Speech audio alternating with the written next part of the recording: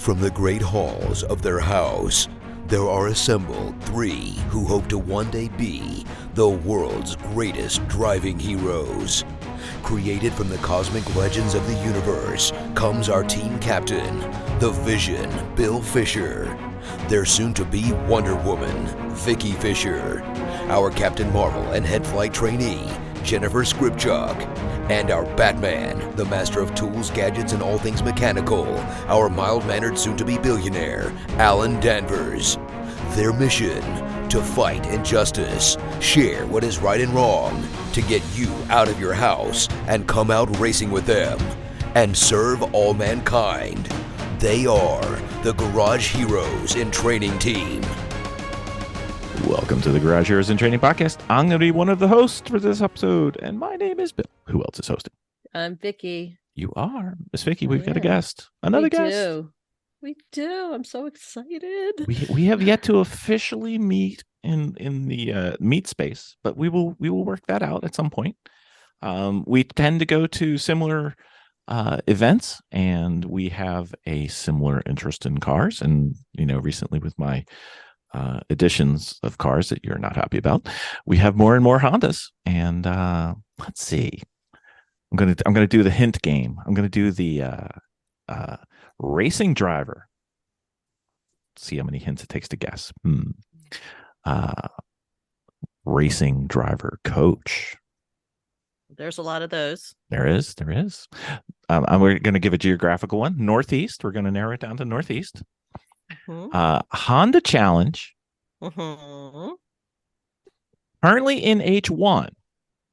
Not that there's anything wrong with the rest of them, but whatever. It's okay. All right. Last hint. Lowbuck Motorsports. Anyone? Any guesses? How many hints did it take, people? Vicki, who is it? It is Jackie Andrews. Welcome, Jackie. Thanks for having me. Okay, so if you got it in less than 4 hints, write in, get a free sticker. We're playing the free sticker game because every sticker is 5 miles an hour or 1 second of lap time. It's just the way things work. That's right. So some of our cars, a sticker is the quarter panel, but that's a different story. We'll do that later. That's right. So, Miss Jackie, how did you get involved in motorsports? It's a very interesting story. I'd seen it on TV like everybody else. And up until that point, I didn't know that normal people could go to the track and just drive it like an HPDE kind of event. You get that look when people first, like, you do what? Right. That's a thing? Yeah. So I had no idea, but I was young. I think I'm going to say 15, 14, somewhere in there. I couldn't drive yet. And my dad was like, oh, we're going to go to this track. Some of my coworkers are driving at this racetrack out on the island called Bridgehampton, which isn't there anymore. Okay. So we go out there, and I vividly remember sitting on the front straightaway watching like a Fox body Mustang, which was probably brand new at the time, and like a 3rd gen Camaro just go down the straightaway, regular street cars. Mm-hmm. And I went, oh, well, I'm going to do this forever now. And that was it. I was done. So you literally had no chance at ever saving money in your life because you got introduced to this so early. Absolutely. I've been broke ever since. Okay. Well, Vicki likes to point out, in a loving way, that I'm tremendous in so many different ways, but one of the things I am not tremendous in. I'm trying to wind it back. You see that? This is a new way. One of the things I'm not tremendous in is my introduction. So could you do like a brief introduction to yourself and how racing life, family life, professional life, whatever? Sure. I mean, most people probably know who I am, but for those that don't, my name is Jackie Andrews. I am the NASA Northeast Honda Challenge Director or Group Leader, however you would like to word it. Currently race in H1. I used to race in H2 up until maybe 3 years ago. I do driver coaching also and car setup and whatnot. It doesn't matter what you drive. I don't care if you drive a Honda. I don't care if you have a name. I can work with everything. I live on Long Island. I'm broke, like we said. Race car driver equals broke. Yeah, we got it. Yeah. Race car driver and tolls. Yeah, tolls. Oh. Easy pass is a drug. Anyway. Mhm. Pretty much. I think that's pretty much it. That's me in a Mhm. nutshell. All right. Yeah. Very well. What cars are you racing in now? Mostly? Currently a Honda, the same chassis I've been driving for 12 years, I think. What chassis is that? It's a 92, 95 Civic Si. Well, that's what it started out as. There's nothing left of anything Civic Si. Currently with a K20R swap, Oof. a bunch of other doodads. Yeah. Mhm. If you want to feel good about your car, you should race our version of that car because it's still Oh. got the D16 Z6, I believe. See, I wouldn't drive it because if I broke it, I couldn't replace it. We have Or spares. where to get a They're decent hard. We have spares. We have We have three like engines, 3. 3 engines and 2 transmissions. So two. Right? Wow. I don't know. Okay. Yeah, I hear they're becoming scarce. Yeah, I used to have one on the side of my house that I got for free when I had a D series back in the day. Because somebody gave it to me. I'm like, here, just take this. Okay, I have a spare. Now I don't know where you would buy one. Yeah. Yeah, So we're finding that to be the case. So what do you have in your I am Go ahead. so sorry. I Go am ahead. so sorry. You're a bulldozer.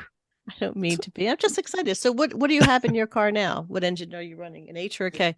It's a K. It's a K20 from something Type R in Japan. I don't remember exactly which, if it's like an RSX or a Civic Type R from Japan, but actually, no, it's an RSX because it's an early one. But the car got a pretty decent refresh from last year to this year. That was not the plan, but it just happened. So new cage, new seat, new engine, re-geared to trans, new shocks, new front end parts, new trailing arms. Mhm. Yeah, everything but the rear upper control arms and lower control arms got replaced. Mhm. Was that a wear and tear or a forced surgery or somewhere in between? The front lower control arms had been in the car. They're Kingpin's vehicles, and they had been in the car for like 11 years. And they finally wore out. Okay, I'll get a set of those. And I had actually bent my front spindles because the car makes so much cheese. Oh. Yeah, that's a new one. So like it had wheel bearing play up and down, but not side to side. Whatever. So redid all of that. I didn't like the 2.4 that I had in it because it had to weigh 2,600 pounds. Mhm. And then some things happened to it over the winter, and I said, well, I'm going to take it out and put a 2-liter in. I didn't like the cage that was in the car, and now I'm going faster. So I was like, oh, let's cut the cage out and redo it. Oh yeah, why not? What are you doing? What are you doing? What are We you did- doing? We did that last winter too because I the know, but cage ran right through my helmet. Right. Yeah. Yeah. I had bought a new seat, and when I got it in the car, it was worse than the other one, and I had to sit with my head at an angle. I'm like, Oh no. So I Oh didn't love no. the seat. But once I was halfway through rewiring what was behind the dash and making a new switch panel, Mhm. I realized I should have just built another chassis. It would have been easy. Yeah. Uh. You don't have to undo. Yeah, it's fine. But yeah, it works really good now. So yeah. Poor thing. But you That's- know what? You're familiar with your car. You know your car. I do. Yeah. Well, we could say that. I'm familiar with it. Whether Do you like your tell. car is a different story. You know your car though. My car has had many names. It had its own hashtag when I K-swapped it. It was the Kill Me K-swap. Really? Couldn't get it to run, and K-swaps are not hard. Oh no. And every time I have a problem with it now, it's 2 things at the same time. Oh, And that's it's great. hard to figure out. So I had a bad wiring harness and a bad ECU. Oh. I don't know, 6 months of trying to figure it out, and went to my buddy's shop down south, and it took him 2 days, at least one full like 8 to 10 hour day. Wow. And then the next day we finally figured it out. But You know, right? Because I was just dealing with that also. Absolutely, I was dealing, and it took me a super long time to figure out. And of course, a friend of mine is like, "Oh, it's a bad switch," or it's no, it was a bad fuse.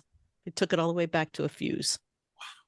But it would put forth some voltage or amperage, but not all. So it was still there. And a test light would say, yeah, it's fine, no problem. But when you had to give it some beans, it's got volts but no amps. Exactly. Oh my god. Yeah. So much fun. So I'm taking it you do most of the work on your car yourself. Most of it. Yeah. I didn't do the cage. And I don't do my own engine builds and transmission stuff just because I've had friends that are better at it than I am. And faster. Like, here, fix this for me and whatever. I don't want to deal with it. It's faster. It is because I can go home and do something else. Yeah. Right. Indeed. Yeah. We're in the midst of doing that on our car this year because we our car engine decided to stop holding all its fluids where it wanted to hold its fluids and just decided to let them go everywhere. So nice. Yeah, it was fun. It was good. That's fun. It was great. Rust. Yeah, no, it was 1.5 races from like making it to where we were going to do it anyway, but it just decided to say, no, now you're doing it now. So we are anyway. So Jackie, how did you go through? I think you said you were around 14 when you first saw your racing and said, this looks like fun. How did you go from there to where you are now? And for those of our listeners who are trying to do this, would you change that path in any way, looking back on it from what you know now? Okay. I will tell this story as short as possible. I have a lot of tape in this machine. We're good. So I would definitely do it differently, but that's because there's different options now, which we'll touch on in a minute. When I started, once I got a driver's license in a car, I started autocross because that was the lowest barrier to entry that I could find. You can drive whatever you want, and autocrosses were like $30, which was great for a college kid with no money. So I did a bunch of autocross, and then one of my friends said, we're going to Lime Rock for a track day. I'm like, okay. Let's try this. I'm not ready, but I'll go, which was the worst idea ever. Did my first track day at Lime Rock and my second track day at VIR. Wow. And yeah. You started off pretty good there. Yeah. Really? Yeah. That was also right when VIR first opened back up because it was not a racetrack for a while. And then kind of worked my way up through the HPDE ranks. And at one point, the person who used to own NASA Northeast, which was a different Joe, gave me the option to instruct, which means now I can drive for free. And it was basically downhill from there. I drove as much as I possibly could. And then the current owner of NASA Northeast, which is a different Joe, we were sitting at Summit Point one day and he said, why aren't you racing? Oh, I don't have a cage. I don't have money for that. And it's like, well, just get a bolt in or something and let it rip. And I'm sure there were adult beverages at the time, which is when all the best decisions are made. Absolutely. I went home and I had an auto power roll bar in my car at the time. So I ordered the rest of it and had somebody weld it in and drove to my comp school and every race from my first season. Yeah. Now, would I do things differently? Absolutely, because sim is a thing now, and you can get a lot more seat time on the sim than you can, let's say, autocross. There's still things you need to learn outside of the sim, but it's really just more of like, what does this feel like G-load wise to my body? But if somebody was getting into it right now and they were trying to do it on a budget, I'd say put together a sim rig that, is decent for your budget and just get as much seat time as you can. And then suppose they did that this winter, suppose they got it under the Christmas tree or the Hanukkah candle or the, I don't know, whatever thing, wherever the present showed up. Sure, sure. What would you do for them for next season, like when summer season starts or spring starts, I guess? If it's their first time driving on track, let's say if that's their goal, is to drive on track or go wheel to wheel or whatever, find a club that's in your region, in your area, wherever you live, and sign up for HPD one and go drive. I don't care what you have as a vehicle, just go drive. But I don't have my 80 millimeter twin turbo installed on my car yet, and I don't have racing slicks, and I need to have, I need to be good before I start. I hear you. I hear what you're saying. On behalf of the instructor that's going to sit in your car, please leave the 80 mils at home. Please leave the slicks at home. Also, 200 treadwears are really good these days. So they are. They're arguably better than what I'm driving on. So I agree. I'm like sitting there going, how do you measure this treadwear thing? And what were you smoking when you did it? Because this is not 200 treadwear. If that's a 300 and that's a 200, it's not. Depends on who made it, but that's a whole nother conversation. That's a long conversation. We can go into tire war. That's but I would just say drive at that point. Whatever you've got, as long as it'll pass tech, go drive it, get the experience, and move up from there. And most instructors, myself included, would much rather see you in your nice daily driver than in your fully race prepped 900,000 horsepower car with great tires and no brakes or anything similar, and no experience. Exactly.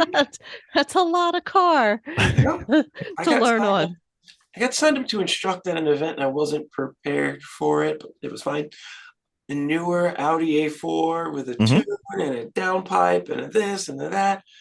And we're going on a front straight at Thunderbolt, and I look over and I'm like, that's faster than my car. And he hits the brakes. I'm like, that's not as much brakes as my car. No. One session. That was a lot faster. So, yeah, just leave it alone and drive it. Somebody sent me a picture from Summit Point from their what was it? I think it was NASA's last event of the season. Somebody driving a 96, 98 Camry. That's awesome. 100% stock. That's fantastic. There you go. That's what you need. Yeah. The new Camry is actually a pretty good car. I kind of want one, and for no good reason. Well, I mean, it's a car. There's no good reason to want it. You just want it. I get that. Yeah. They make the TRD one that looks really sick. But then I'm just going to track it. I don't need to do that. Tracking things with a payment is not a good plan. That is definitely not a good plan. Avoid if all possible. Yep, can't say I've ever done that. One thing I've ever had a payment on was my truck. Yeah, exactly. So where do you see this going? Are you going to level up, continue working for the series, or are you going to continue instructing? How do you feel this going for you? Another interesting question, because I don't know. You're just having fun. Yeah. I mean, I've been doing the Honda Challenge thing for a long time, and like I tell a lot of people, I was a fan before I was a driver. I remember when the series started and like watching it when the forums were still a thing. And it's good. It grows every year. We always talk about it. I have no idea how I managed to do it, but every year the series seems to get bigger. I would like to do something else, something more. I don't know what that is. I used to think it was pro stuff until my friends did it and then came back and were like, no. It's like, you do it, but it's a lot of money and it's not really worth all the money. Yeah. So, yeah, that's a thought that I have, and I just don't know what my next thing is, so I'm just waiting. Any tracks or series that look attractive to you that you'd like to give a run at? I mean, I'd like to go to Australia and drive Australian supercar. Ooh. That's a big swing. That's a Yeah. especially if you want to bring your own car. That's a really big swing. Yeah, just jump in, jump in an old Holden that isn't even legal anymore. We'll be fine. We're trying to work out a swap where they give us 2 seats when we fly out there, and we give them 2 seats when they fly out here, and we're trying to work it out that way. See what we can do. It seems reasonable. I know it's a terrible idea. Somebody should say yes. I think it would be good. Right. Yeah. Yeah, I don't know. I mean, a bunch of people are like, oh, you should run Grid Life. And in the beginning, I was like, no, it's entirely too far. Because it's really based kind of in the middle of the country. They're starting to branch out, which is good, but now you really need to build a car specifically for GLTC if you want to be up front. Yeah. And it's not a cheap car either. No, it's not. So I don't feel like doing that again. I just built the car all over again. We keep trying to get Adam to do a GLTC light with the Sunday Cup cars, because that would be so much fun.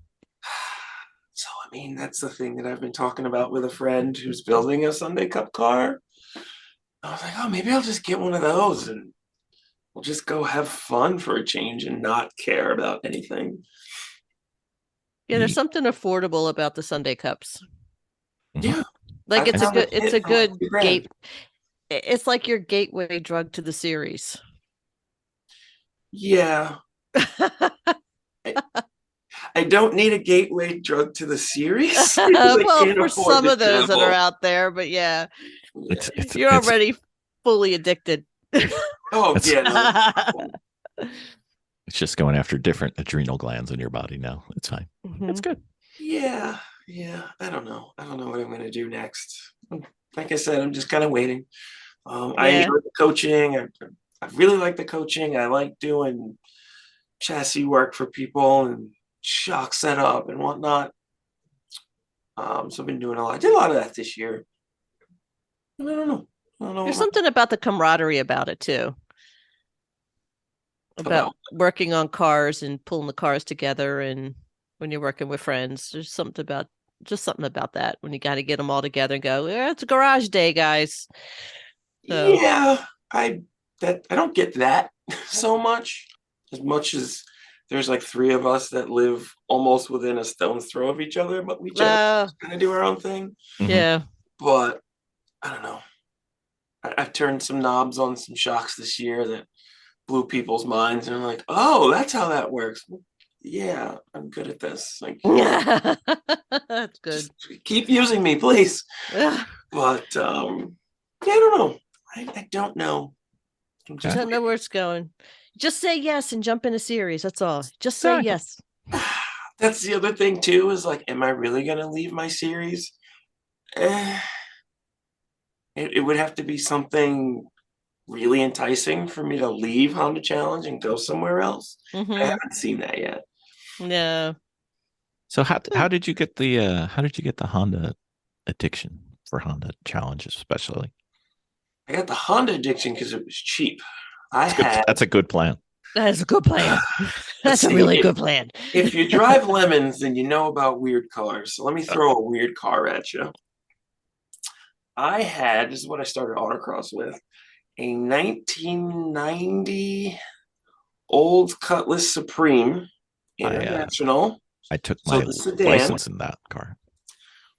With a high output quad 4 and a 5-speed.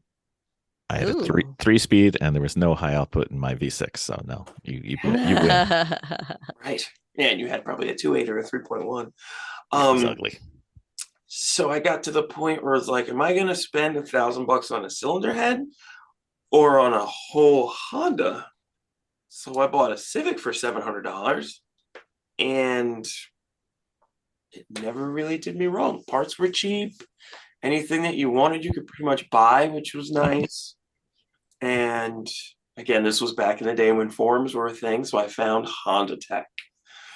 Honda Tech 0419 had a road race autocross forum. there's all these people here with Hondas doing stuff I want to do. Fantastic. And it was just a slippery slope. Because when Honda Challenge first became a thing, it was big in the forum, and we kind of watched it grow. And I'm going to do that one day. I like the vibe in that series, and I did. So we knew like the littlest bit about Honda Challenge, and then we go to this NASA Northeast event up at Watkins Glen, and we show up, and for some reason, we were trying to meet Dylan for the first time, and we just kept passing in the wind and whatever. But then we go to the award ceremony, and that was our first time we were ever scared of Honda Challenge. They don't bite, I promise. Because we were like, holy cow, this is way different than usual. But it was still fun. Had a good time. It was good. A friend of ours had dubbed the Hondas basically like Legos. They're easy to work on. They're easy to obtain parts with. They're not very complicated vehicles. You can make them complicated, Yes, but their baseline is a very simple vehicle. So, which is probably one of the reasons why we have one now. And you made a Fisher Price first card book about it. So I did. Yep. So, does your car have a vinyl wrap on it of the cookie? Yep. Okay. So, quickie story about your car. I don't remember who it was, but somebody sent me a screenshot of this Civic with this cookie wrap on it. And they're like, do you know whose car this is? And I'm like, no. And they're like, oh, it's a Northeast car. You should know. And I'm like, how is this possible? But there's a Honda in the Northeast that I have no idea whose car it is. And I'm looking and scouring the internet. I was like, I have no idea. Absolutely zero. And I either sent it to Jaime or somebody, and they're like, oh, that's a Garage Heroes in Training car. I'm like, what? How are these people existing in my region and I don't know who they are? Yes, we built that car to celebrate a woman who makes cookies from one of the other teams. Their mother makes it, and they help us put in the cage. They help us with our car all the time. But this team's mom brings cookies to everybody, Chrissy's mom. So we figure it would be nice to have a Chrissy's mom's cookie car. And of course, her mom was just over the moon about it. We rolled it out. I was like, Mom, you have a race car named after you. It was so sweet. I love that. So this little woman has it on her Facebook page. She has a race car. She's sponsoring a race team. It was funny. That's what they thought. They thought we were sponsored by this company named Chrissy's Mom's Cookies. No. We're like, no, it's just Chrissy's mom. Just Chrissy's mom and her cookies. cookies for our paddock. Absolutely love it. And at one of our races, there was a Cookie Monster car who stole the cookie and mounted it on top of his car. And for the Sunday race, we were chasing the guy with our cookie on top of the Cookie Monster with the cookie on the car. Oh, that's too good. It was good. Miss Jackie, if you're ever coaching someone and they come up with the idea of putting a 40-pound cookie on top of their EG Civic, it was not 40. It was more than 40. Don't do it. It does not improve handling. Just nope, not at all. Does not improve handling. Nope. Are you sure? Lesson learned. Very, very sure. Lesson learned. Yes. We made sure that cookie wasn't going to come off the car and made sure that cookie wasn't going to fall apart and hit anybody else on the track. It's very safe, but awful for handling. It was pretty funny. So when you're out on the track there, dear,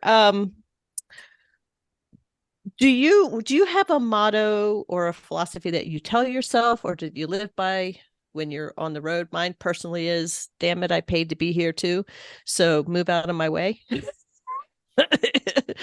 No, I actually don't. I don't know. I just kind of drive. You just get out there and just do your thing. Yeah. It's my. I wouldn't say my mindset has changed over the years, but in the beginning, there was like an intense drive to like go and be the best, and I have to be fast, and da da da da. And I got smarter. We'll say smarter. but it's kind of the same. Not so much a mantra, but anytime I'm on track, I want to do my best. Mhm. And it's just kind of what I do. How long have you been doing this now? Too I'm long. sure too long. I started autocross in 2000, Oh wow. so that Oh, was you 22 have years ago. been. And I've been racing wheel to wheel for 15 years, maybe a little bit less, like 13, something about that. So It's more than us. you're pretty added up. much in, yeah, you're pretty much in just a comfort zone at this point. You're just, you know who you are behind the wheel, and you just go and you just do now. It's a lot of muscle memory. Yeah. Yeah.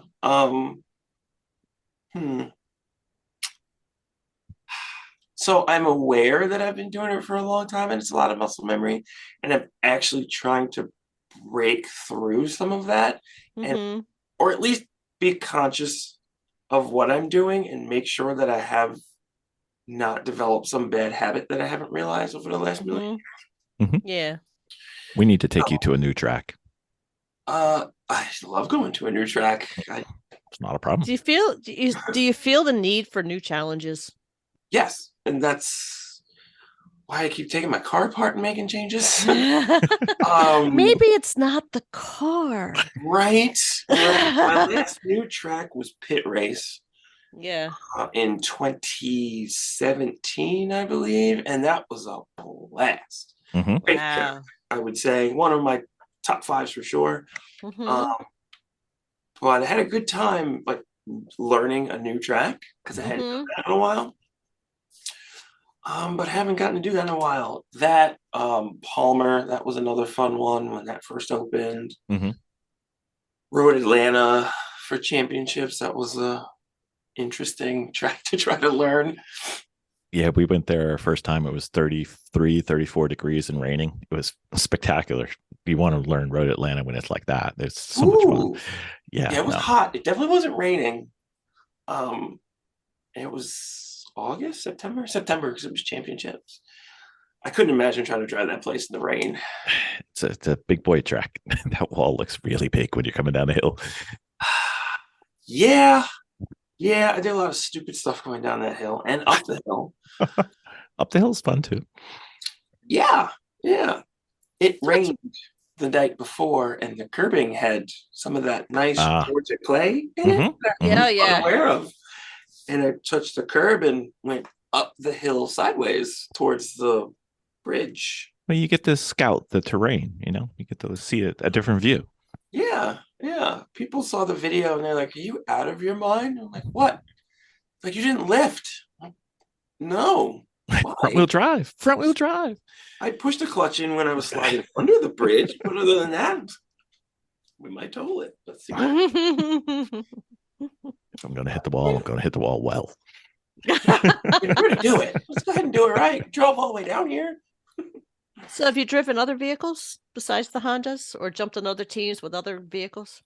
On track, let's see. I've driven some Subarus, which are just not great, but really fun.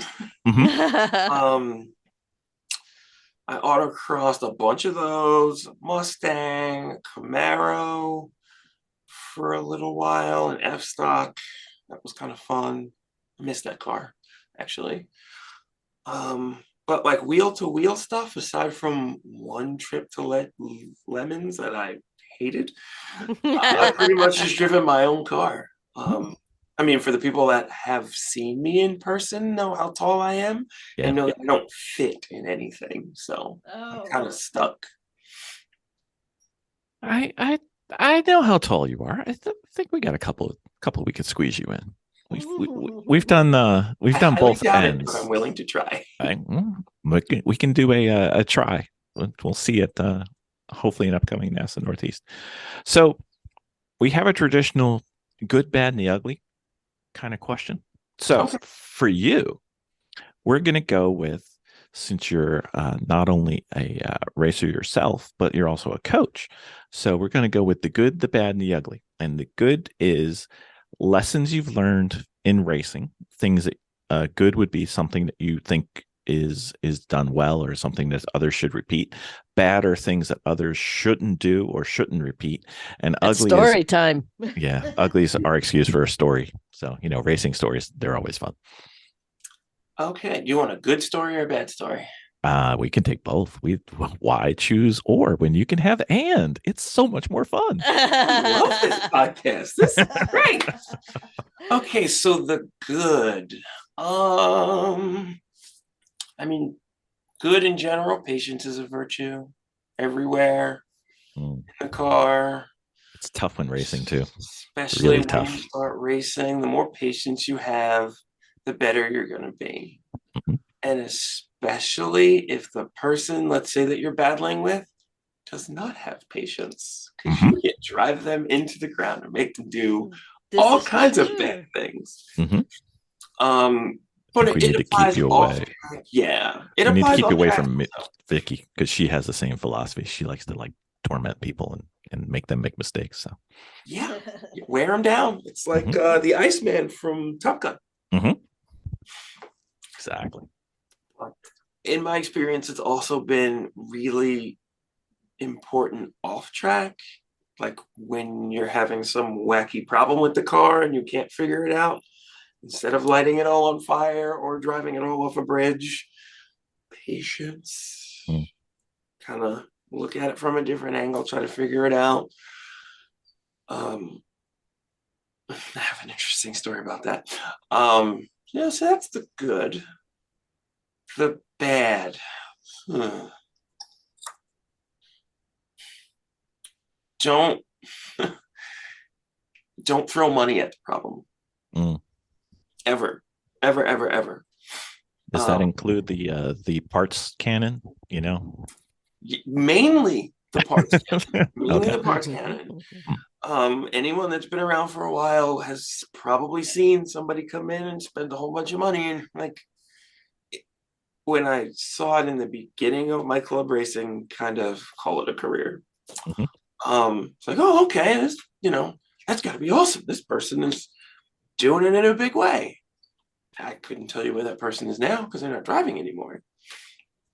It seems to be not throwing money at the problem.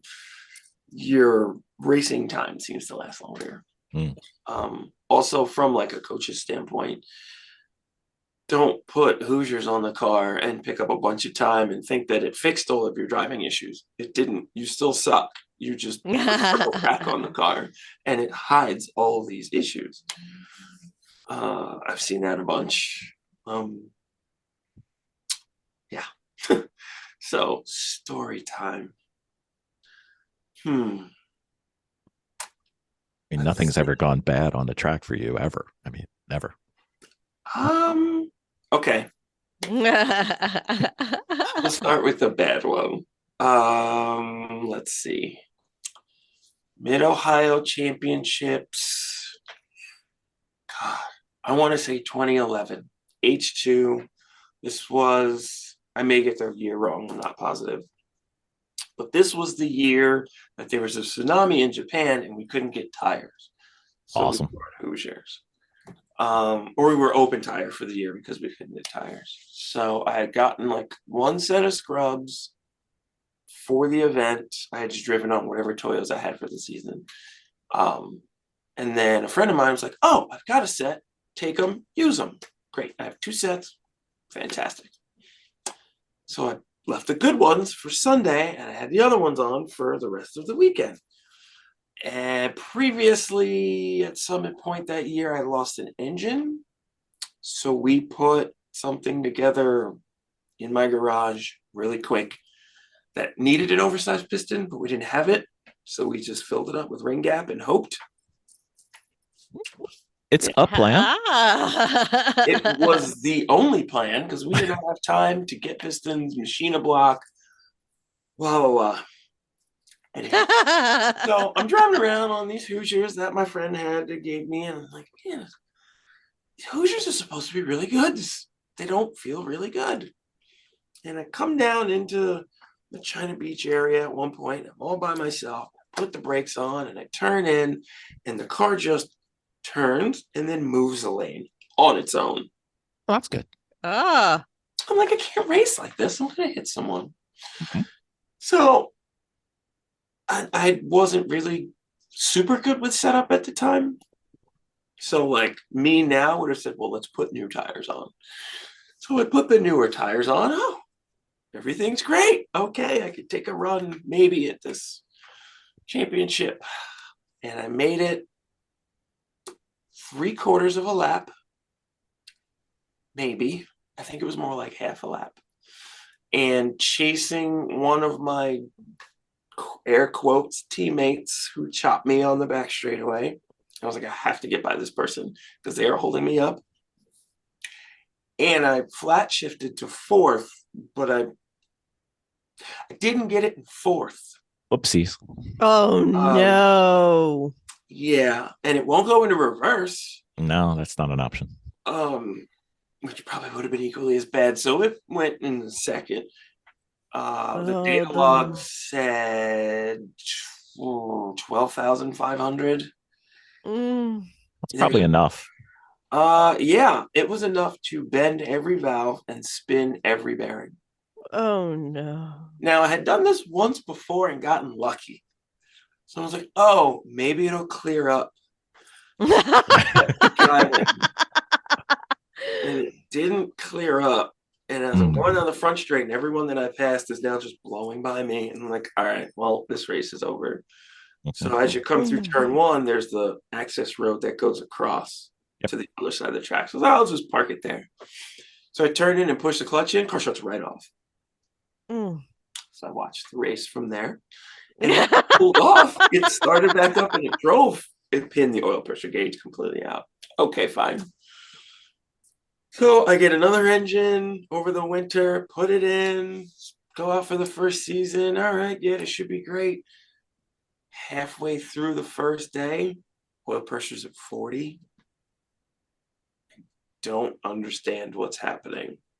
And the same essential thing would happen where the motor would just get tight and just not run. Not sure what happened. Okay, maybe it was the engine that I got. Shorten a whole season into a very short sentence, as that happened 7 times. Ick. Every time I went out, I trashed an engine. Oh. And we put something together and went to championships, and it happened again. It was like, I'm going to drive this car off the bridge. I've had it. So after that, come home, pull the whole swap out of the car. I'm like, I don't care. I'm just going to start from complete scratch. Went to a JDM importer and bought an entire B16 engine, transmission, ECU, everything. And took the trans off, took it apart, changed the final drive, and that was it. And put my differential and put it back in. And I had a thought about, let me get the flywheel checked and make sure everything's in good order. So I take it to the machine shop and I was like, oh, can you check the clutch? He goes, yeah. So I bring him everything and he spins everything up and he's like, flywheel's good. And he goes, the clutch, I don't know that it's causing you a problem, but it's a little out of balance. But the machine only goes to like 5,500 because it's for like small block Chevy stuff.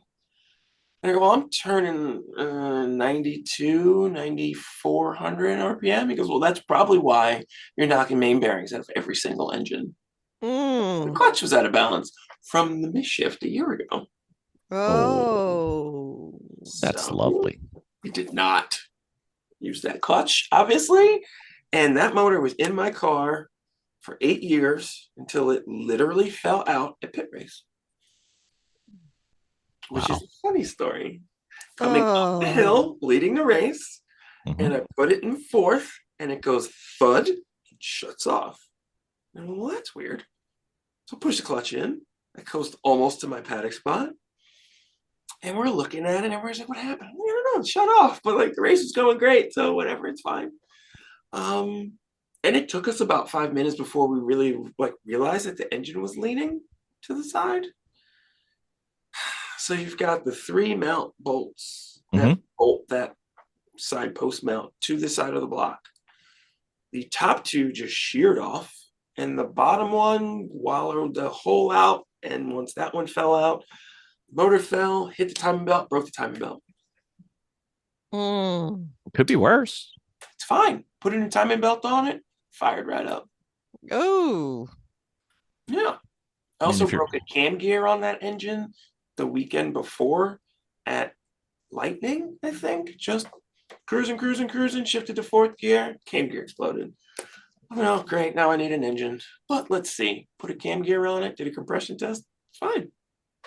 So that engine still lives. It's at my friend's house as a spare. Like a zombie engine. Yeah. There's also still a thread to this day on Honda Tech somewhere where I made a post. I was like, okay, new engine. How long is this going to last?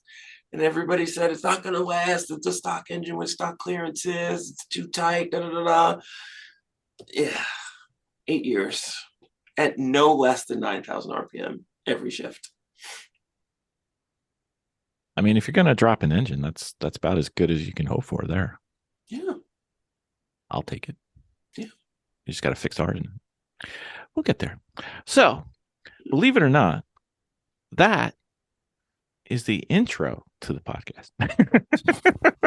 Okay. So, we thought with you being leading the NASA Northeast Honda Challenge area, whatever the title be, it looks like, well, let's do, for everybody who doesn't know, let's do an introduction to Honda Challenge. I'm guessing it has something to do with Hondas. What else? It has something to do with Hondas and a lot of challenges. Mm. Yeah. Honda Challenge is a Honda Acura specific series that is currently made up of 3 classes: H1, H2, and H4. H4 is your D series, your non-VTEC B series in fairly stock trim. There's more to it than that, but yes. In general. H2 is, think of like an Integra Type R as your baseline, and then a bunch of other things in there. You can do swaps in H2, so you have a 94 Civic hatchback with a Type R swap in it. Excuse me. And every engine has a weight as a minimum weight, so that's kind of how we police everything. H1 is a little more open. Lots of K series, S2000s, some J series cars are being built this year. And you can usually run a larger wheel and more tire, more aero in H1. It's not super duper open, which people want, but that usually comes with a giant paycheck or Checkbook. Right, exactly, which I don't think everybody wants to do. They do until they do it, and then they don't. Well, exactly. Everyone wants to build motor until you have to build another one. Mm-hmm. So we are on Toyo RRs as our dry tire, spec tire, and the RA1 is our rain tire. That's pretty much it in a real big nutshell. It is. So why do you choose H1 over H2? Gosh, I hate to say this out loud. I got bored of H2 because I beat everyone. And if I didn't beat a specific person, I had beat someone that they had beat. I won national championships with an engine that I shouldn't have. The first one I got lucky, the second one I didn't. People say I do, whatever. But I was looking for a new challenge, and the Mid-Atlantic guys were quick. I just didn't want to have to drive down there to go race with them all the time. Mm-hmm. And we had some fast H1 cars. It was something new. I wanted to learn the K-Series stuff also. So I was like, all right, well, let's go do this. It was actually after the last time I was at Pit Race, 2018. Came home, took my engine out before I blew it up so I could sell it, and went to H1. I don't particularly regret it. It just ended up being really bad timing on my part. So what happened to H3? Where'd it go? H3 got absorbed into H2. So so there used to be, at one point there were 6 classes. Oh wow. There was 1 through 5 in HU. HU was unlimited, do whatever you want. And there were 2 HU cars, and they were not in the same state. One was Awesome. in Texas, and one was in like Ohio-ish region. So we got rid of that. But a lot of it was kind of based off of like SCCA classes at the time, so you would have good crossover. So like an H5 car was an ITC car, an H4 car was an ITA car, an H3 car was ITS car, an H2 car was then like a Type R because it didn't go anywhere in SCCA at the time, and H1 was still what it is today. Mm-hmm. Okay. So as things have thinned out, we've just kind of smushed some cars together. Okay. I just, I was wondering why you didn't like number 3, but that's fine. It's okay. And we still haven't figured out SCCA. It's just like, it's like it's what were we saying? 8th SCCA. The only time we're going to use it is for playing Scrabble, because then we can just basically throw any letters we want down on the thing, and it'll be fine. Lots of points. There you go. Exactly. So since you're a coach and you're also really good at setup, we were thinking maybe we could get into a little bit about setting up of a front wheel car, and maybe as compared to a rear wheel drive car, which I think, I'm not saying more people are familiar with a rear wheel drive car, but there's slight nuances that are different. There's many things that are the same, but we thought we'd get into that just a little bit. This is my favorite. Let's go. Oh, good. Because we're horrible at it.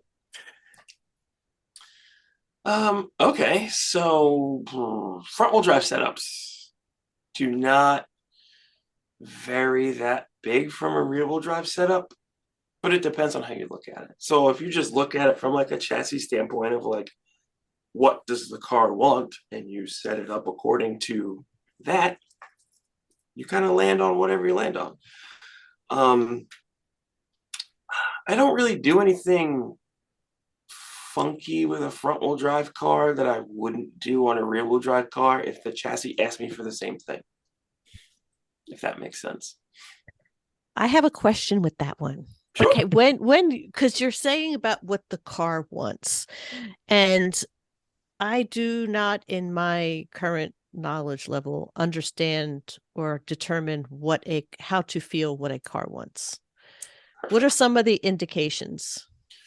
Okay, so I would start with what you feel as a driver when you're driving the car. Mm-hmm. So let's say you've got, I don't know, a Mazda Speed 3. You know those? Pick that one completely random. And let's say the car's pushy. Everything else feels fine when you drive it, but it's pushy. Okay, so let's look at front camber settings, front toe settings. Before we get real crazy, let's get a tire pressure and a pyrometer on it and see what it is. I like to start with the really easy stuff first. If the back of the car is doing something funky, we'll kind of look at the same thing. If all of that stuff is good, your alignment is kind of where you like it, the tire pyrometer says the pressures are good, and the car still doesn't drive the way you like it, all right, it's telling me that it needs something. Does it need more spring? Does it need some sway bars? A damper change? For me as a setup person, that's, if I'm not driving the car, that's the information or the feedback that I want to get from the driver to then make that change. Mm-hmm. But it usually, even someone who doesn't know the lingo, if they can tell me what they don't like, Mm-hmm. that's going to tell me what the car is asking for. I'm trying to think of a good example. Oh, actually, this was good because somebody brought this up today. They wanted to make a change because the car didn't have as much grip as they wanted from the middle of the car to the exit. And they were looking at something that was really hard to do. They wanted to change a bump steer, which in their class they can't. But I said there's a lot of other things to look at before you get to that point, which is a fairly difficult thing. Shock settings, tire pressures, all kinds of wild stuff. So I'm trying to think of another good example of a car talking to you. Oh, here's a good one. Curbing. Everybody likes to drive over the curbing. Mm-hmm. And then when the car just, let's say you drive over the turn one curb at lightning, Mm-hmm. I hit the hole on the inside, by the way. Mm-hmm. Yeah, don't do that. And the car Yeah. starts to bounce. Well, it's Right. telling you right there. It needs more rebound. Mhm. Okay. And when you mean by rebound, what does that tell you that you have to do to the car? Provided it has a two-way damper on it, I would give it more rebound. If it has a single, I need to know how it works. Because it's usually a single adjustable damper is both compression and rebound in the same knob, usually not linear, or it's usually not 50% of each. So kind of want to know how much it does of what. It's not a teeter-totter. Correct. Unless you build it that way, but I don't think you can buy any that'll do that. And I've run into that a lot where I've watched the car bounce over the curb and you don't have enough rebound. And does that mean you work on adjusting the shocks? You have to work on the camber. You have to. For that one, I would just work on the shock. If that was the only, let's say, complaint, Mhm. was the car was bouncy off the curb, I would just put some rebound in it. And depending on the damper, if I'm familiar with it and I know kind of what the curve looks like, I'll kind of have a rough idea of how much to put in it. Mhm. Now, if the car conversely is good over the curb, it doesn't bounce over the curb, but it likes to launch the inside tires up in the air. Mhm. That's another shock setting if you have a three-way. So Okay. What if it's pushy? Front wheel drive cars tend to push. pushy where? Entry. Entry, middle, exit, entry? Entry. Strut base car or no? We have all of those. Okay. So for a golden era car, like a 92, 95 Civic, an Integra, something like that, if it's pushy on the way in, the first thing I want to know is spring rates, just to see if it's too soft in the front. Okay. And then I want to know where the alignment is, because there are things that I like to do with the alignment that will make it not pushy. Mm-hmm. If it's pushy on turn in, it may just be something as simple as the front toe setting. Okay. You know, a little bit of toe out, like an eighth total toe out. Oh, now it's turning in. It's great. Mm-hmm. And not everybody likes toe out in the front. Some people like the way it turns in with zero, which is fine. It's a feel thing. Mm-hmm. You can free up the rear with some toe changes. That gets more in depth as far as what the suspension does when it's moving. I just know that car already, so I don't have to measure it. Right. So doing this, is this something that you kind of studied or fell into or you just got good at? Yes. Okay. It became a special interest of yours because you seem like did. you're very knowledgeable about it. So did you take like an in-depth dive into this area? Yeah.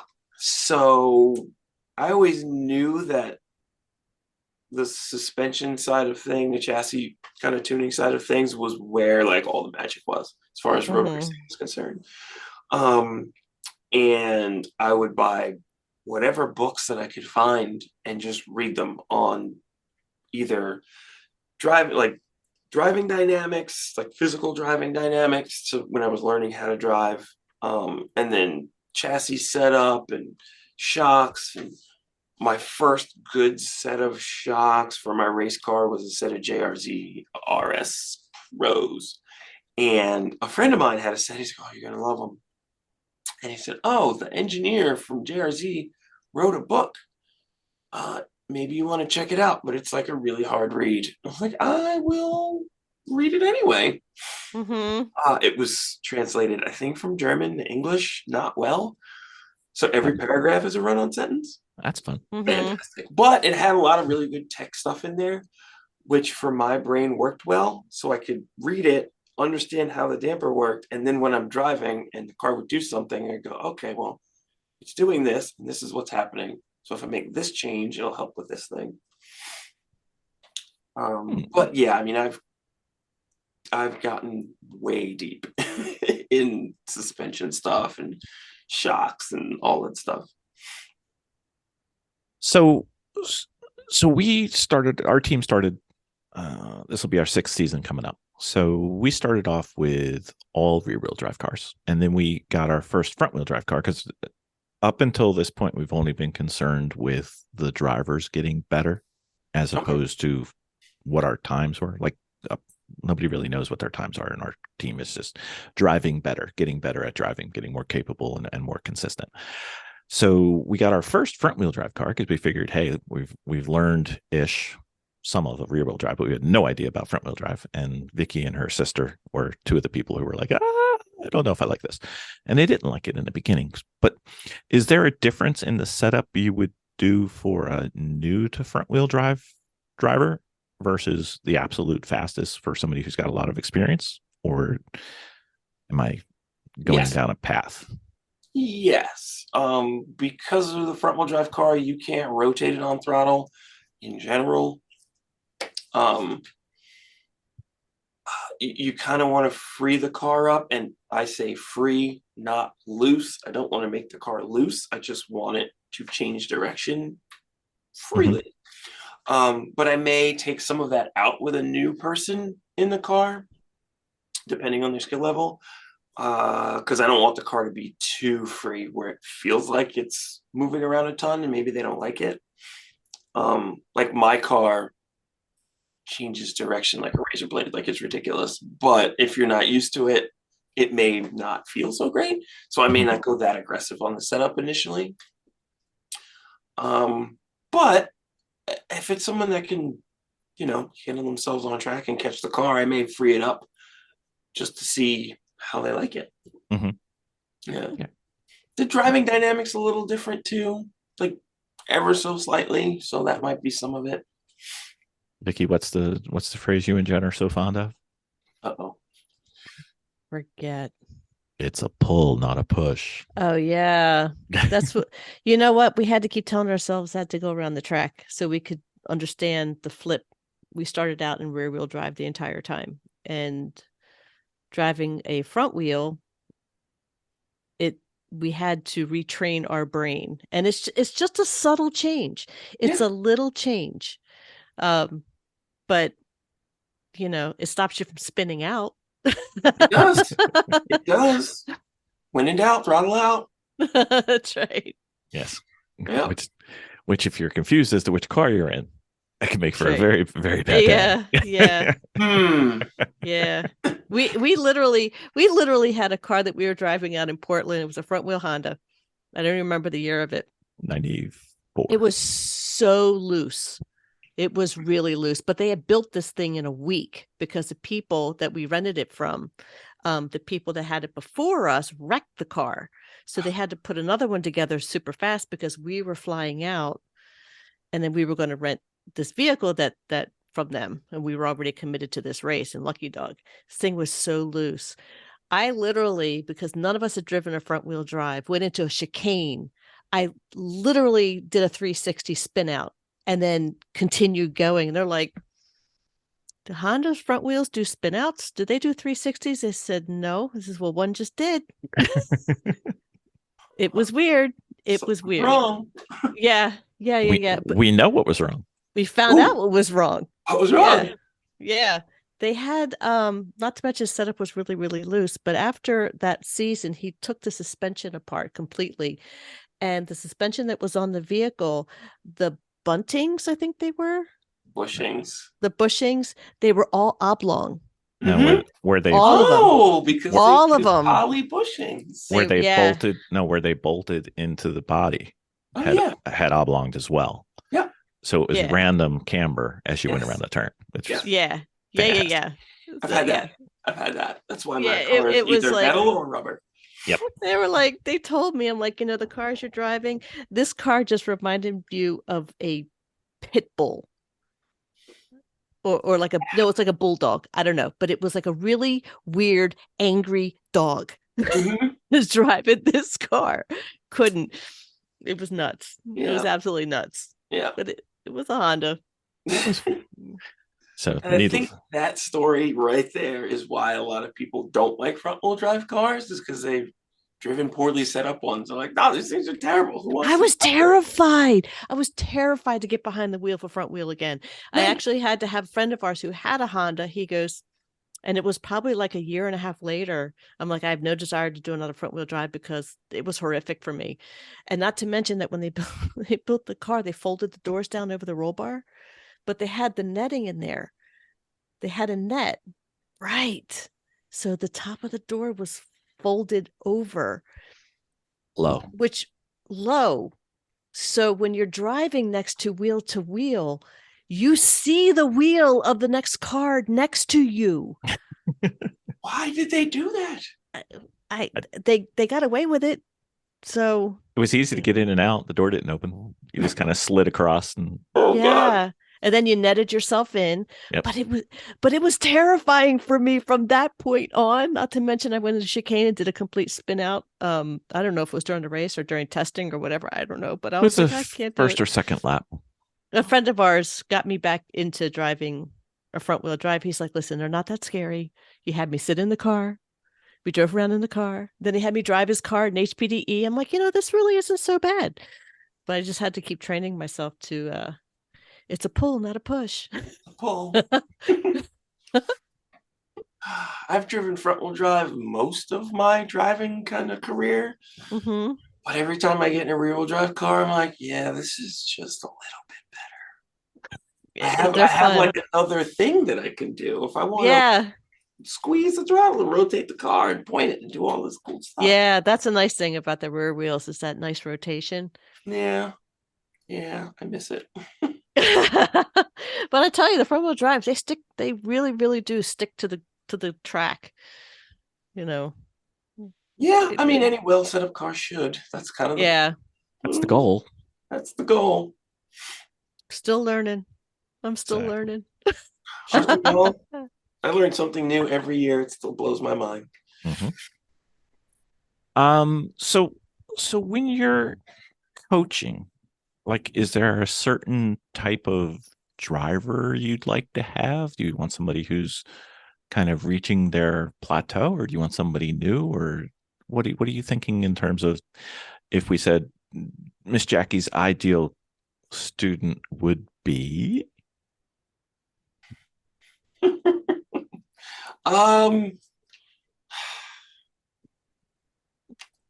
I don't really have a preference, as long as the person is actually willing to listen, wants to learn, and will do what I tell them.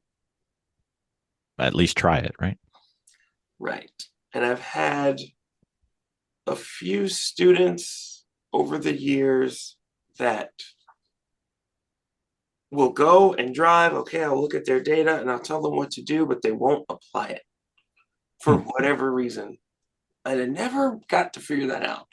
Not in like a mean, like you don't know what you're talking about kind of way. They just couldn't quite apply it. And that was like kind of frustrating because I felt bad. I'm like, I'm charging you for this service and it doesn't appear like you're getting anything out of it. Yeah. But I haven't had any bad students or anybody that was like, oh, you don't know what you're talking about, because they came to me to spend money. So yeah, they came to me for something. Yeah, I mean, the only time I could see it, and I wouldn't imagine it applying, is if you're scared of doing it, or if you don't understand. But right. I can't imagine you're going to ask them to do something that's truly scary. Or here's the other thing too, is I like to kind of assess the person that I'm coaching. Generally, I know them. I have some people that were new, but the time to have some kind of background. But I like to assess what I'm working with, and there's some drivers I can't tell them to do certain things because I know that they can't do it, and they're gonna crash or drive off track or whatever. Like there's some little trickery things at Thunderbolt, and I had two students in the same weekend, and one I was like, look for this groove and tell me what you think. and he gave me the feedback that I needed and went, right, now do this. And the other person, I couldn't tell them to do it because I knew they didn't feel what I was trying to explain to them. And they're just going to go sailing off track and crash, which I had seen other people do in the same corner. So I really try to assess what I'm dealing with and then really only push that person as far as I think they can go.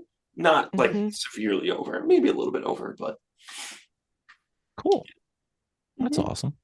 When you are doing your coaching, do you use video, data, telemetry? I use everything that they have. If they don't have anything, I have 2 old AIM solos that I can throw in a car and pull some data on. But if they have whatever software, I can use it, or whatever data logger, excuse me. I can kind of go through it all. Video helps, especially if we're trying to figure out maybe some driver input stuff, depending on what sensors they have on the car. I've done I've done data for a friend of mine on the sim stuff that he does. Oh, cool. And that's just cheating because you have literally every sensor you could ever want. Yeah, exactly. So, yeah. What's the inside left front tire temperature? Yeah, the inside was this, the middle was this, the outside was that. Yeah, it's pretty wild. We're going to take a deep dive this winter coming up once we get over to the new house, and we're going to figure out this sim thing. I don't have one because the screens didn't work for me. And then I tried a VR setup and I was like, oh, that works, that I can do. So I want to try to put one together because I don't get to drive as much as I want. Man. Yeah. I don't think anybody who likes it does. So don't feel bad. Miss Vicki, you know what time it is. We haven't done this in a long time. Captain's log supplemental.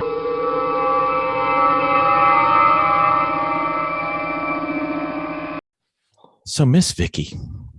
Yes, sir. Do you remember when we were watching those WRL events and some of those grid life events where you used to see the in-car video and it had like the cameras seeing front and back, but it also could see all the telemetry and everything that was going on? Most of the ones that we liked were taken by the Sentinel system. Remember James came on our podcast earlier? Right. We have no excuse since he lent us one for trial and demonstration purposes. We should actually probably put that in one of our cars, maybe 2. I really think we should. I think we should. I know. Because then we'd look like the immature endurance racing team that we are. Oh, wait, I mispronounced that, didn't I? Sorry, my bad. We could so what does the Sentinel system do? We could have 3 cameras with picture-in-picture. We could have, if we ever get the AIM system to work, open invitation to anybody from AIM to come on and give us a little bit of love. We need some help. And then we could have all our telemetry on there. And then we can have it streamed live into the paddock or around the world to our millions of fans. We're apparently very popular in Kenya right now. Don't know why, but that's fine. And it can integrate all the available race statistics from like Race Hero and everything. So we could actually see how we're doing on video. We wouldn't even have to carry around our phone anymore. Live. I love it. Miss Vicki, you know what time it is. We haven't done this in a long time. I know. We're going to give the double Jackie. dose. All right, Miss Jackie. We haven't done this in a while, but we're going to do it with you. Okay. So we're going to do the Fast and Furious Storytime questions. And what they are is that they're very simple, off the questions that we're going to ask you. Just whatever comes off the top of your head, get to know you a little bit better, which I'm very, very excited about. It's a little game that we play. So are you about ready? Yeah. Okie doke. First question is, what was your first car and what was the worst car you've ever owned? Probably the same car. It tends to be that way, yeah. Well, my first car was that 1990 old Cutlass Supreme International that I had. Should have had a V6 in it, but whatever. Not a lot of aftermarket parts. No. It didn't handle very well. It transitioned really slowly. I vividly remember that one. This is Really? terrible.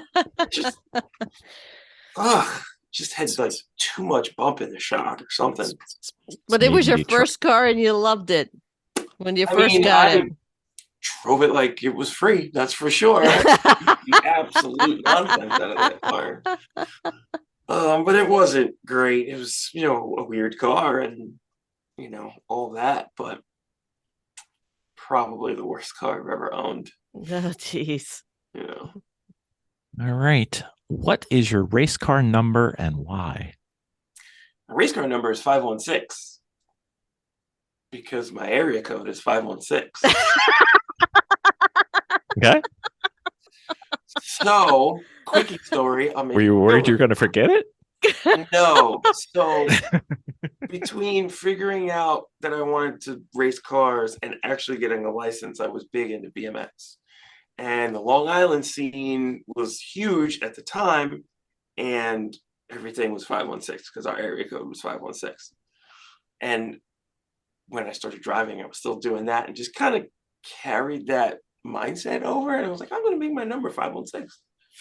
Okay. And it stuck. Now I can't change it because it's been that way for 20 years. Yes. Miss Vicki, your turn. I know. What is a car from your family that sticks out in your mind?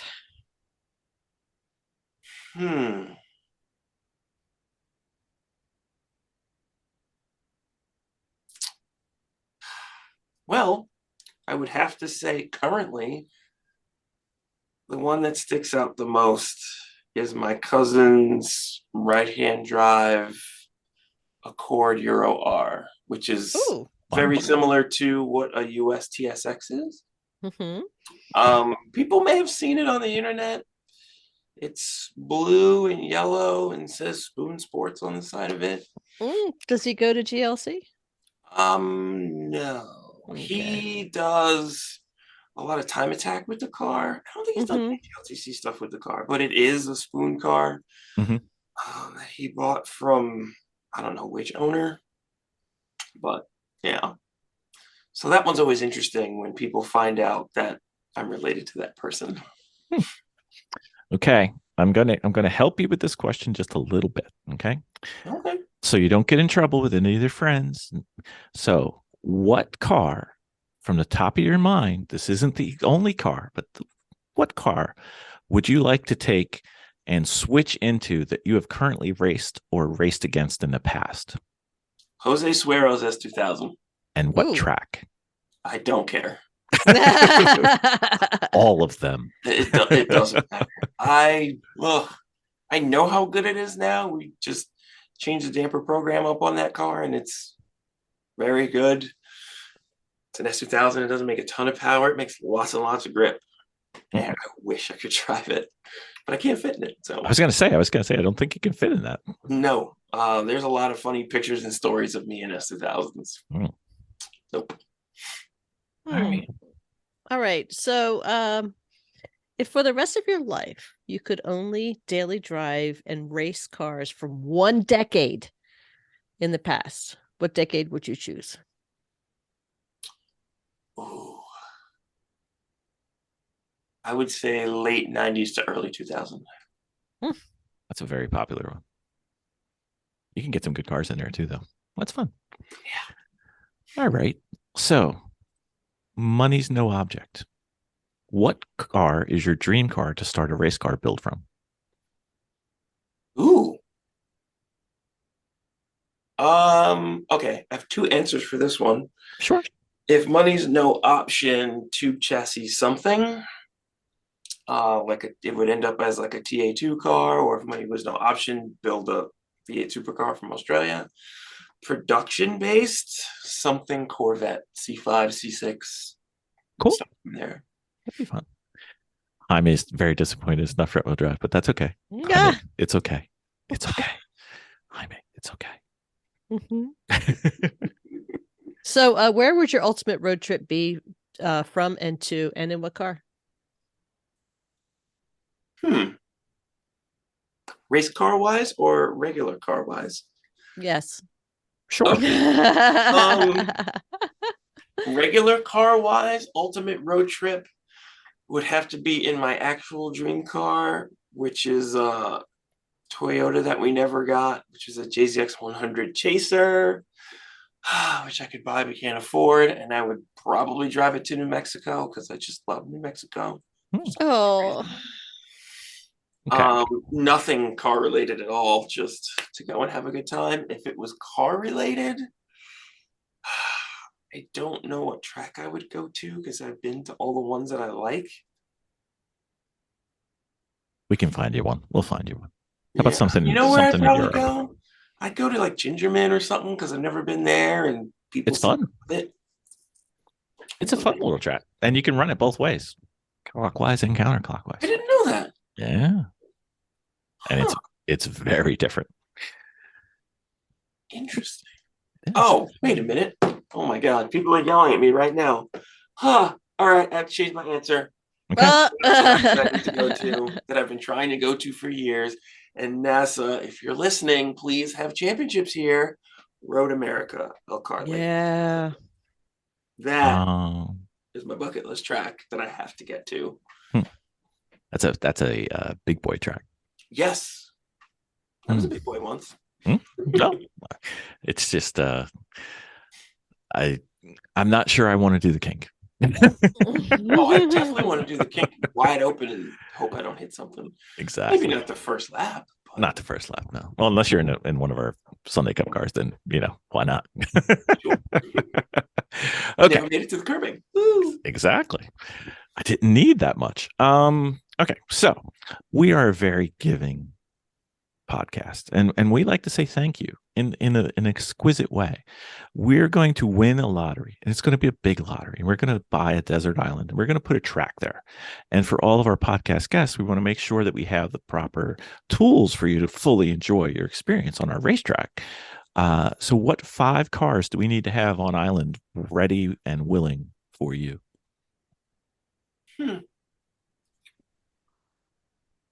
These are just cars to drive on this fantastic racetrack. On this fantastic racetrack, and it's we have a dirt track and a road course, so you can do anything you want. And It's kind of like Road America, but it's not kinda. really. Oh, well, I mean, and if there and you happens- magically fit too, so don't think that The car's built for you. for you. Got it. Well, if there happens to be, maybe like a dirt oval, Sure. any kind of thing, I'm gonna need a little Whirl of Outlaw, Mhm. big wing, 800 horsepower jam. I'm gonna need one of those. Okay. All right. I'm gonna need a trophy truck because Trophy truck. those are fun to drive on everything. Mm-hmm. I really want to drive one down the strip of Vegas, but that's a whole nother thing. Mm. V8 supercar. Honestly, from any era, I really don't care. The old ones are very different from the new ones. I'm not picky. A touring car from the heyday of British touring car. Okay. I would say either something weird like the Volvo, the 850 estate wagon, Mhm. or the Nissan Primera. Those are really good. Something from that era would be fantastic. That's 4, I think, right? Yep. I think that's 4. Yeah. My 5th one, just for funsies, Ferrari F40. Oh wow. Okay. You were kind of kind. You were kind of kind to the budget until that last one. So we got a little work to do. But the island's expensive, so the cars are no problem. Not a problem. We'll take care of Sure. you. So, what car, if any, would you want to wipe away from history?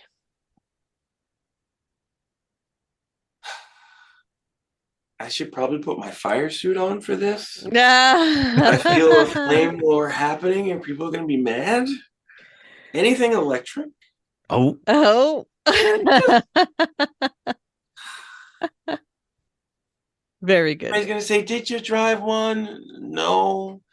I just don't really like them because they don't make noise and the driving experience, the visceral experience is not there.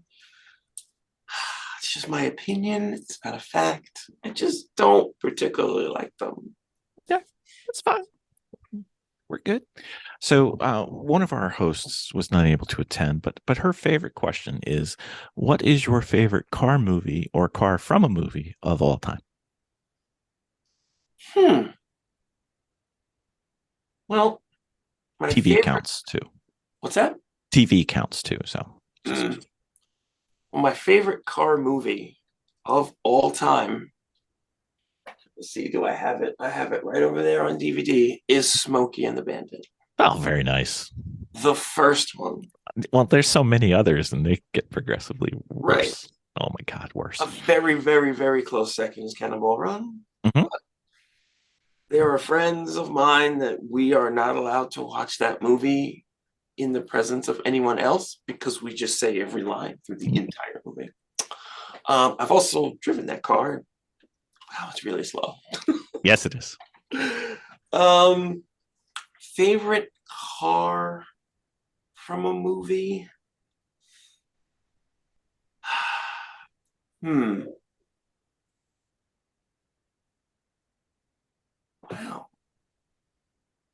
I know I'm going to be really mad later and be like, why didn't you think of this one? But I can't really think of one. That's fine. That's fine. So, as a public service to all our listeners and giving you time to think if you come up with something, we thought it would be a great idea one Christmas weekend to do a Smokey and the Bandit marathon and watch all 9 of them. 9 of them. That is not a good idea to do with people that you like. No. They get really bad. Really bad. Especially the later one. Was there like a Dodge Stealth involved in the later ones? I don't think we made it past Bandit. I think we tapped out. Oh my God. Okay, good. we were done with that one. Yeah. I'm like, is this really named Bandit? Yes, it is. Yes, it is. Yes, it is. Yep. All right, Miss Vicki, you got one more? Yeah, one more. What is your most memorable car breakdown on track or road? Huh. We've all had one. Yeah. We've had a lot of them. She did discuss the money shift. That's Yeah. bad. That's not good. There was another one, and that was on road. Right. Same thing. I was at work. We went to pick up lunch. For some reason, we went to somebody's house to pick something up. It was a rainy day. We weren't doing much. And I was like speeding on the way back and being a U-Haul and put it in second instead of fourth, bent every valve in that cylinder head. Noticing the trend and got stuck on the side of the road and had to get a tow truck to tow me home. I never got to eat my lunch, which I was really annoyed about because that left to go back to work with the other person that was in my car, and I didn't work the rest of the day. I had a big bill that I couldn't really pay for. So that was probably my worst on-road one. On track.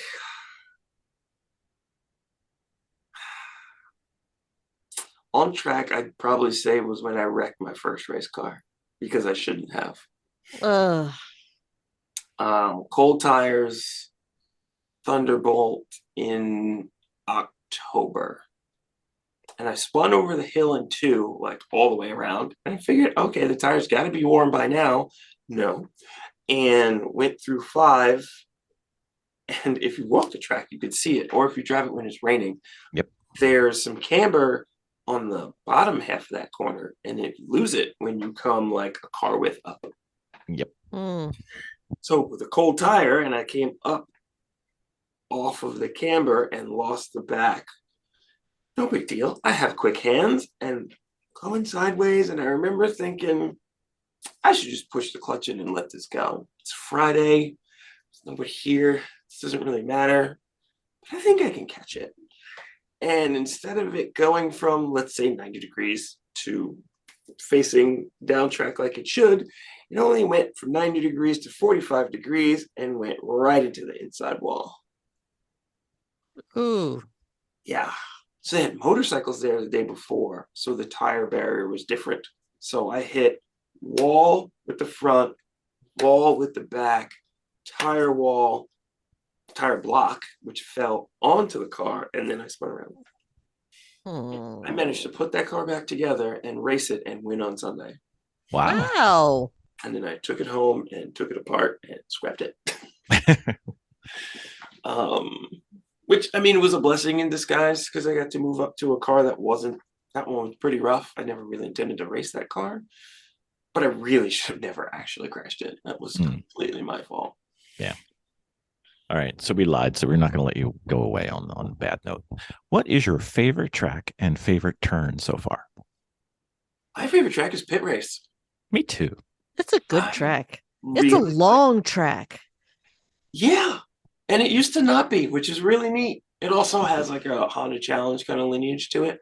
Because back when it was Beaver Run, everybody used to go there. We never ran it the old way. We only ran it the new way. We came in after. Me too. I never ran it the other way because it was too far. I was still driving to all the events, and it's 8 or 9 hours from my house, which was a little much. Yeah. My favorite turn. I mean, I really like that blind corner in the back of Pit Race. I forget the number, but it's like a blind right-hander. 13 over the top. Yeah. It's like turn into the grass, but you won't actually get to the grass. Yeah. I really like that corner, but I mean, there's a bunch. Like anything that I can do flat and it's scary, I like. Downhill at Road Atlanta was fun. Turn 1 at Road Atlanta was fun. So not the octopus. Not the octopus, although they're going to be adding some stuff to that. So I know. I saw. I don't know which way I like yet, but I'm willing to try. Yeah. Should be fun. Let's see. What other corners are fun? You know what would be fun? What? Connect, Thunderbolt, and Lightning. If you look at the map on Google Maps now, they couldn't do it. That would be awesome, though. That was the original plan. I think it's worth it. If you look on the map now, the clubhouse is in the way. Yeah, like it would be right in the back. It would be a little too noisy, I think. But that was the initial plan. But it does make sense because then you have 2 tracks and you can have 2 events. Well, Autobahn does it. They have 2 tracks, but they just break them off and sell them separately or run the full course. So it's not that bad. That would be neat. That would be fun. Yeah. Have you ever seen the rendering of what Lime Rock was supposed to be? Oh, the full one? I just heard about that. That would be, I can't imagine being able to use those hills though. That would be amazing. Yeah. There's no chance that's happening. None. No. It would cost you so much money to build it. Yeah. And it's Lime Rock. Yeah. You're only going to get to use it twice a week anyway. Yeah, pretty much. Pretty much. Well, thank you for coming on to the podcast. First of many. Thanks for having me. We had a great time. I would be very interested in having you back to discuss a little bit more in depth on chassis setups. I think that would be a fascinating conversation and a fabulous episode. So, Jaime wants to have me on and do the same thing. So if you beat him to it. Well, thank you for coming on. Now, welcome to part 2.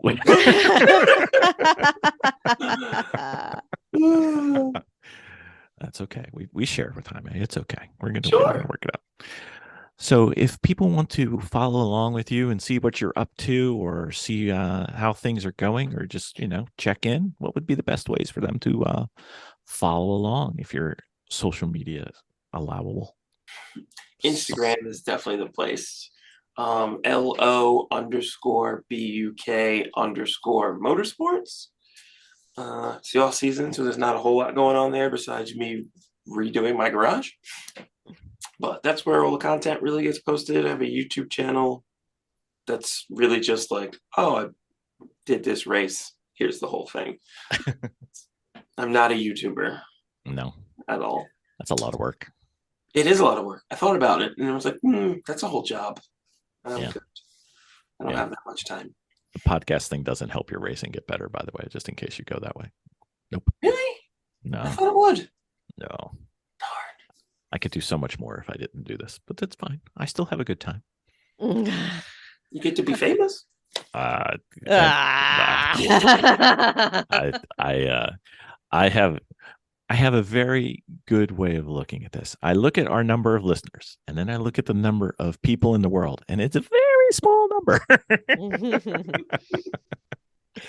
Well, So that's okay. thank you so much, Miss Jackie, for coming on. It was a pleasure and a pleasure to meet you.